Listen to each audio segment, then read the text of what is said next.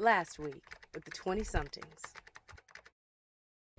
Self-love is understanding that how some people treat you is not a reflection of you. Listen, words have power.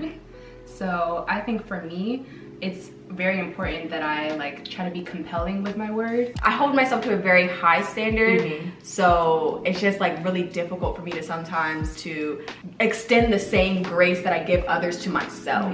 So ladies, now that we know what we believe self-love to be, how do you implement it in your daily life? What are some ways that you feel like you've been able to work towards being able to love yourself?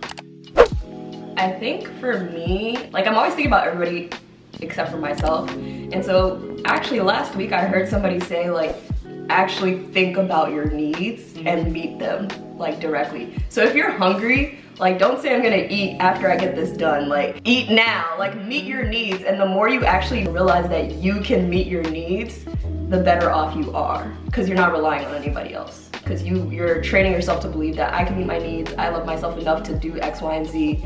So it actually starts becoming a healthy habit that you're building, and then you apply it to different things, and you become an overall better person. To go along with that, one thing that I've been working at is setting more boundaries in terms of where I'm spending my time, especially because I've always just, kind of prided myself on being someone who's accessible to others. And so even for my students, they'll call me late night or text me or something like that, needing help on something, and generally I would answer I'm up, but just setting that boundary to not respond and okay, Taylor, this is time for you. This is not the 9 to 5. This is outside of work hours. Take that time for you. Or sometimes if I'm not in a space to, be giving advice to a friend or someone that is in need, I might not answer, be hey, I can't talk right now, because I'm really just trying to focus on me or what I'm doing. So it's been hard because of course I want to be that, hero in some sense, help that person, kind of save them, whatever, at least just brighten their spirit. But also on the other end, I have a lot of things to do. I have my own, things to work through. So it's just Taylor, okay, yes, you could be doing that right now, but you got your own mess. So fix it a little, just focus on something for a little bit. And so just building that boundary in terms of how much of myself I can give away. I think we said this earlier, but again, looking yourself in the mirror and having a mantra or a saying to repeat to yourself. You a bit, no. Listen, that could be one. Hey, but because you look good. It could be just that simple. But I think for especially a beginner who doesn't know what to say, you can always just look up on YouTube those I am affirmations, and then I is kind, I is smart, and I is important. Not that one. It works. That It too. does. But just looking up on YouTube, what are those I am affirmations? I feel that's just an easy way, especially for someone who doesn't really know how to start. Kind of looking at what do other people say? Let me hear what they have to say, and then maybe I can adapt to it and change to it to fit my own needs. I feel a lot of what I've learned about self-acceptance and compassion comes from my meditation practice.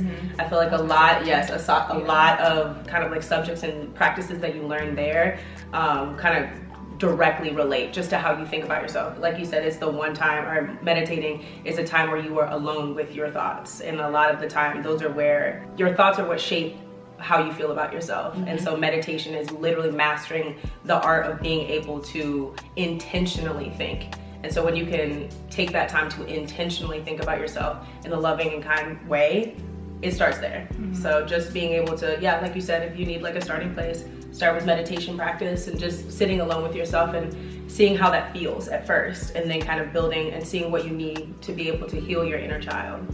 Like that. Yep. Heal your inner child. And you were saying how meditation is where you kind of intentionally think.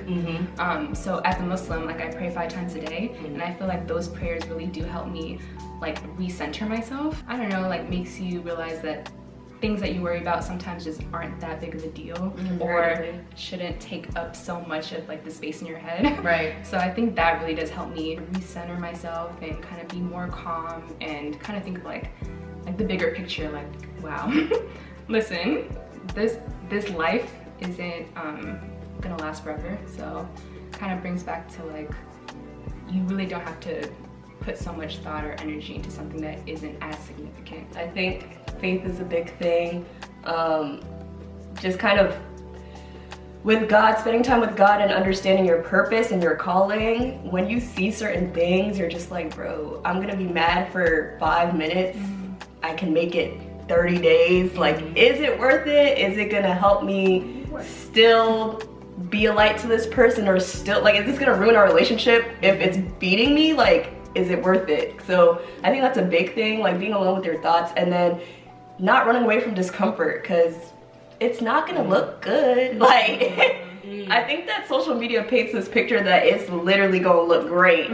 You made such a perfect point, because I feel like where like this toxic positivity type of thing plays into self-care and self-love is not recognizing that the conversations that you have with yourself are difficult conversations, like 90% of the time. It's like, as much as we would like affirmations to be like you being able to like breathe love into yourself, most of the time it's you battling with the mistakes you made, or you rummaging over like just things that have happened that you may not be too proud of. I feel like you have to tap into kind of techniques to have difficult conversations that you would even have with other people, you bring back to yourself. And one thing that I always touch on in difficult conversations is being able to recognize what is true about a situation and what is not. And it's very easy to like assume things even about yourself and not recognize your intentions.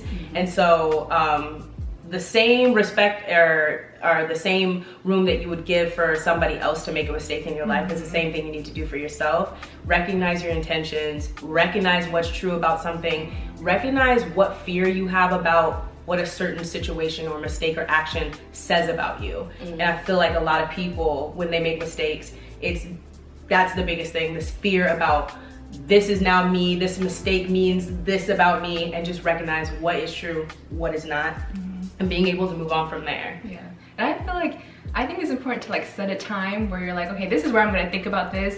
I'm not gonna let it ruin my whole entire day. I'm gonna set aside 15 minutes to really like, do I have to journal it? Do I have to do a verbal journal where you kind of just like speak out to yourself like about a certain situation? But I think it is important to kind of just set aside this small amount of time in my day to like, this is where I'm gonna put in this time, I'm gonna spit out all that has been like consuming me about the situation, about whatever mistake, whatever you do have to like get off your chest, and not let it like ruin your whole entire day where you're thinking about it. So that's something that actually like an exercise that I've kind of incorporated into my life is that like just setting aside this amount of time, like listen, because it's really easy to kind of just like spiral out of control, and like it can really, you know, ruin your whole entire mood. So I zoned out. I ain't gonna hold you.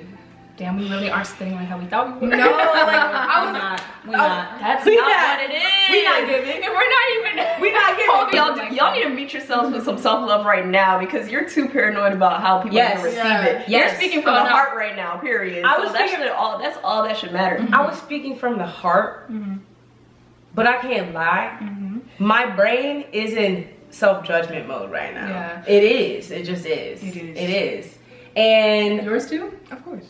I feel like I stay there like 90% of the time. And I think that's like the biggest thing I've had to work on, is being able to not judge myself, or just like give myself room to feel whatever I'm feeling. And I feel like the more you judge yourself for feeling a feeling, the longer you will feel that feeling. Yep. And so you just can't release yourself from this like cycle that you're in, because you're too worried about what other people think or what you think about. It's just, I just did some self-love in my head a few minutes ago. Good. Where I I was feel like, myself. Wonderful. I can't articulate myself. I'm trying, what's in here, trying to put it out there. I was like, it's okay, just spit it out, it doesn't matter. So I was like, as long as like one person understands where I'm coming from, the intention, that's all that matters. And that's what I told myself. I just incorporated what we did in this video 2 seconds ago. So That's what I was telling Taylor. Like, I think there's like a misconception in general in life that you have to be there in order to speak on it. That's not gonna relate to anybody. So you have to speak from whatever level you're at, because there are people that are gonna watch this and that are gonna be like, yo, she's not where she wants to be, neither am I. I'm gonna start taking that first step like she recommended. Like, we just gotta speak from the heart and just keep it I ain't flowing. there. I did all the stuff that they have said, even that advice that I gave. Do I do it? I don't. It was all a lie.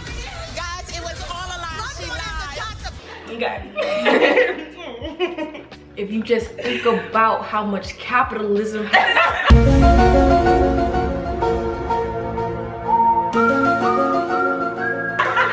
it's seeped into the every being of the human experience. Mass incarceration. A total annihilation.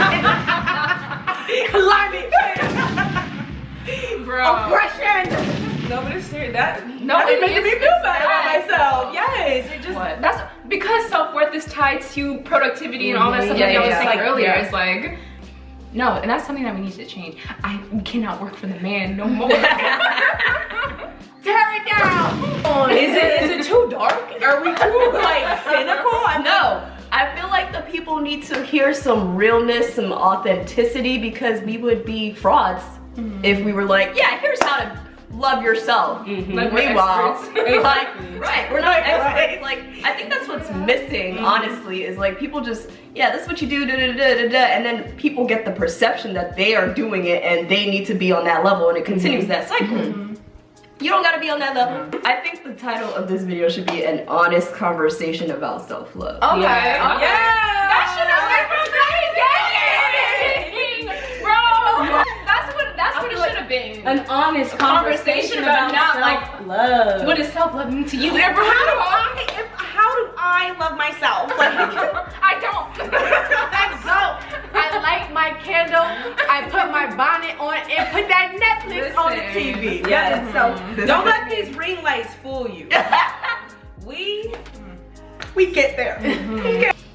It's 2020. I think maybe self-love now is kind of just like being gentle with yourself, right? Getting out of bed, right? Maybe like telling yourself, you know what, I am going to take a shower and I'm gonna wash my hair today. And that is it. But it's something that you've accomplished. And I feel like just be easy on yourself, be kind to yourself, and that's all I got. I feel like for 2020, the thing that's been able to get me through is the affirmation that I'm a work in progress. Life is a work in progress. It is never going to be. I feel like once life is exactly what you want it to be, you fulfilled your purpose, it's fulfilled it for you, and like that's the end of it. Like that'll probably be the end of your days when you reach that optimal like point in life. So at the moment, like you have to embrace the journey of like, I'm working out the kinks. I am what I am. I show up how I can, and I'm gonna love myself regardless. And hopefully the love that I give myself, you can recognize and give it to me too. And so that's just where we at. That's where we at. Her Rihanna. I like just going kind of off of what Marion was saying. I think one way in which I did show some self-love this year was at the beginning. Like, I actually made a list of goals for myself, and that was something I'd never done. I always thought goals were dumb. Like I was just like, you know, don't ever do them, like whatever. And like, to be honest, I had to have that conversation with myself, like, Taylor, you are a mess. You need to work on some things. And so like I had to like really just sit down and be like, these are some things that I want to tackle this year, and like understand that I'm not going to tackle all these things. I mean, especially because COVID ain't want me to. But just like having that conversation with myself and saying, okay, so this is like feasible. These are some kind of like reaching goals, but you know, if you can, you can. If you don't, that's all right. So just giving myself some direction for how I wanted the year to go really helped me focus in and become a little bit more direction centered or purpose filled, whatever it is. Because I, as a person, am quite directionless. And like I just be going with the, y'all don't realize it, but I just be going with the flow. Like I don't like really be caring. I'm like, you know, whatever's next is next. But I was just like, okay, like, you know, I want to focus on some things. I want to, you know, get somewhere and not be complacent in like what I was last year, especially for me with my emotional and mental health. So like that was something that I was like, I need to do better this year, and this is how I'm gonna do it. So like I wrote those goals down and was able to like definitely achieved a lot of them. Hey. Okay. At least kudos to you. Claps. It was hard. So it really is like just like, oh, that's stupid. Like, you know, people don't really realize how like good that can be for you. Like, you know, some people, like, it's always the super successful people that are like, yeah, I got goals, do. And so, like, you know, for someone like me, I'm just like, all right, that's for you, like, go ahead, whatever. That's how you want to live your life. But then, like, I went ahead and did it, and I was like, oh, okay, like, this is something that can work for me. So, you know, it's just understanding where you're at as a person. It's not gonna work for everybody, like, I get it, but it was something I needed to get more structure in my life. I'm not a structured person. You know how Entrepreneur, LLC, Twitter be like, they're like goals, like they post it on social media, like this is what I'm doing. Like I mean, I don't know, like, look, but I was just like, all right, that's for them. Like that's something, because they're just super ambitious and motivated. I'm like, well, I'm not really like all that ambitious or anything. Like, so I'm just like, whatever, like whatever this year has for me. But you know, I did write it down. And even though it's not super crazy ambitious goals like they have, it's goals very relevant to my life and what I need to work on. Last thing I was gonna say is don't beat yourself up or guilt trip yourself about regression if you stay in bed 3 days. As long as you get back up, that's all that matters. There's no need to waste time thinking about the fact that you stayed in bed 3 days. Like, that's what you did, it's over. But if you get up the next day, celebrate that success, meet yourself with grace, and move forward. Exactly what Abby was saying, like that's one great thing about being a human, is that you can always change and evolve, and if you do relapse or regress, tomorrow's a new day, Monday is coming, whatever, like don't beat yourself up about it. I know it's easier said than done though, but yeah. We have our whole lives to figure this out. Our whole lives. Take it one day at a time, 1 minute at a time, 1 second at a time, and be with yourself. Love yourself. Okay. Give yourself a hug. Let's Pat yourself on the back. So thank you guys for tuning in. I hope you guys enjoyed or took away something from this very real and honest conversation, that what we've learned from self-love and just what it means to us. Hopefully you found a little bit of helpful insight here and there. I just got a key. So thank you guys again. Everything will be down in the description box. Thanks for watching. We'll be back. You know what it is. It's the 20-something.